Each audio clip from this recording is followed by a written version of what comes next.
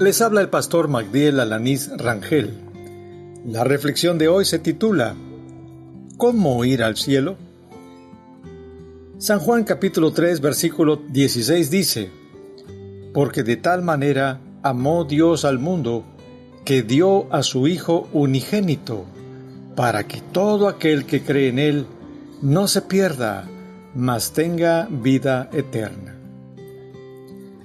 La antigua canción popular dice: para subir al cielo se necesita una escalera grande y una chiquita. Esta frase encierra varias ideas. 1. El deseo de querer llegar al cielo.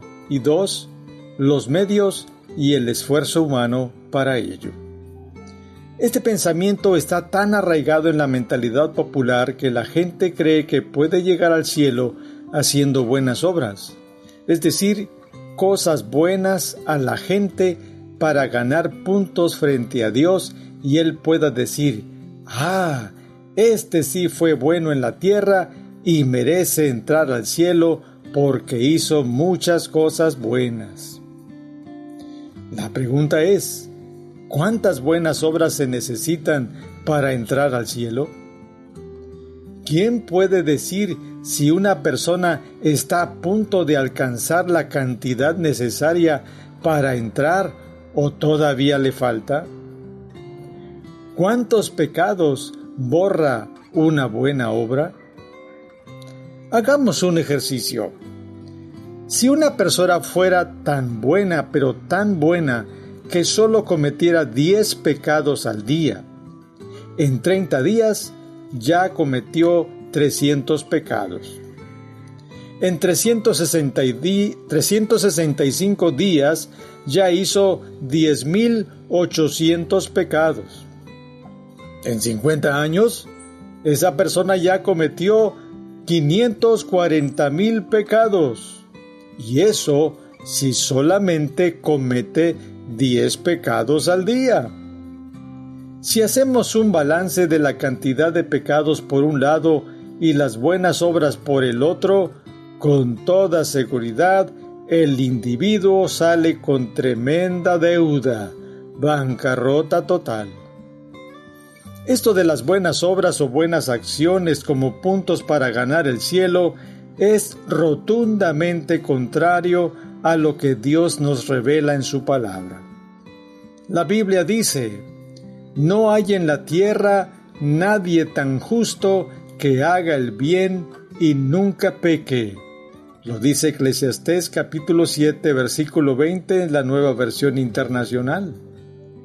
Ese es el principal problema del humano, su pecado, es decir, su continuo hacer el mal, quebrantando la ley de Dios, ofendiéndolo de manera consciente e intencional, tanto de acción como de pensamiento.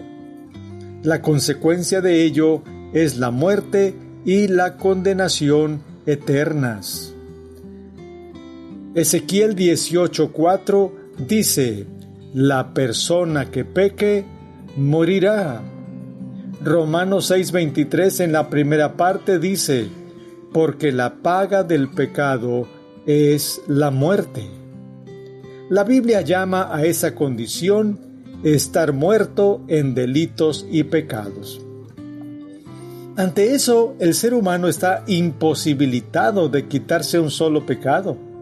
Por eso Dios es quien tomó la iniciativa de salvar al humano y proveyó el medio para otorgar el perdón de pecados y con ello su entrada al cielo. En el Antiguo Testamento encontramos que era necesario un sacrificio donde hubiera derramamiento de sangre para el perdón de pecados. Pero también hallamos que nos anuncia proféticamente la llegada de alguien para salvar al mundo de sus pecados. En el Nuevo Testamento vemos que Dios, cumpliendo su palabra, anunciada por los profetas, envió a su propio Hijo, quien fue ese Cordero sin mancha ni pecado que, al morir en la cruz, derramó su sangre para remisión de los pecados del ser humano. He aquí el Cordero de Dios que quita el pecado del mundo. dijo el profeta Juan el Bautista. Esto se encuentra en San Juan capítulo 1, versículo 29. La Biblia dice que para poder otorgar perdón por los pecados y reconciliar al ser humano con Él, Dios cargó en Jesús el pecado del ser humano y le hizo sufrir el castigo que merecía el pecador. Isaías 53, versículos 5 y 6 dice: Mas Él herido fue por nuestras rebeliones, molido por nuestros pecados.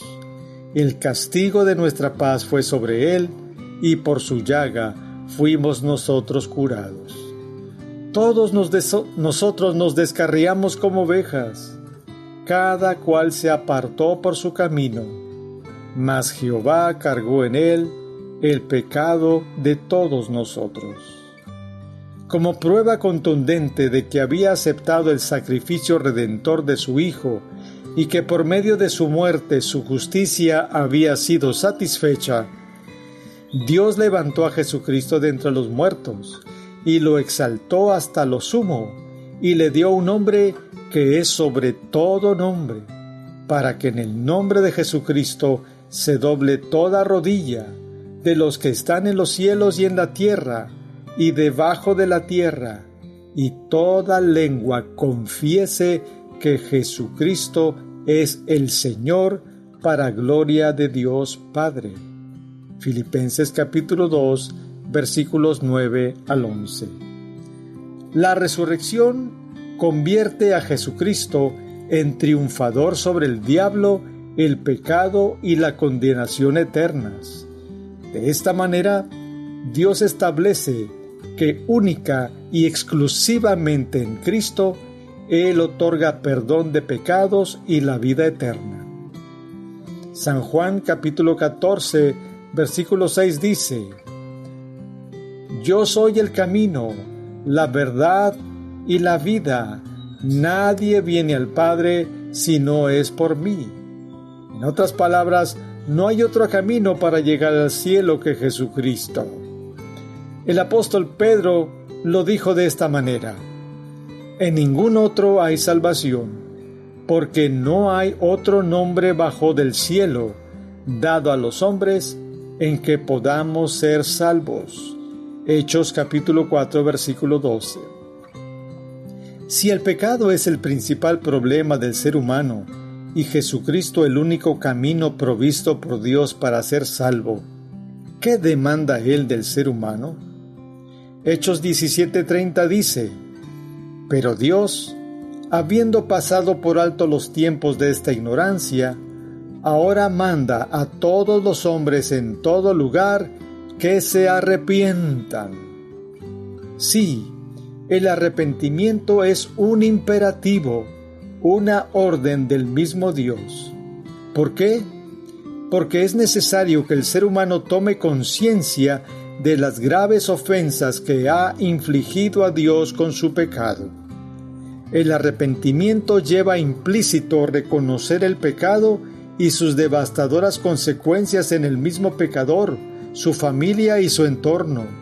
El sentir la culpa por lo que ha hecho y tomar la decisión de no volverlo a hacer. Luego, confesar directamente a Dios los pecados, suplicando su misericordia y aceptando el sacrificio de Jesucristo por el perdón de los pecados, creyendo con fe que Él ya los pagó con su propia vida. En 1 de Juan capítulo 1 versículos 9 y 7b dice: Si confesamos nuestros pecados, Él es fiel y justo para perdonar nuestros pecados y limpiarnos de toda maldad. Porque la sangre de Jesucristo, su Hijo, nos limpia de todo pecado. ¿Qué otra cosa demanda Dios del ser humano? Creer con todo el corazón en su Hijo Jesucristo. El texto que citamos al principio dice: Porque de tal manera amó Dios al mundo, que dio a su Hijo unigénito, para que todo aquel que en Él cree no se pierda, mas tenga vida eterna.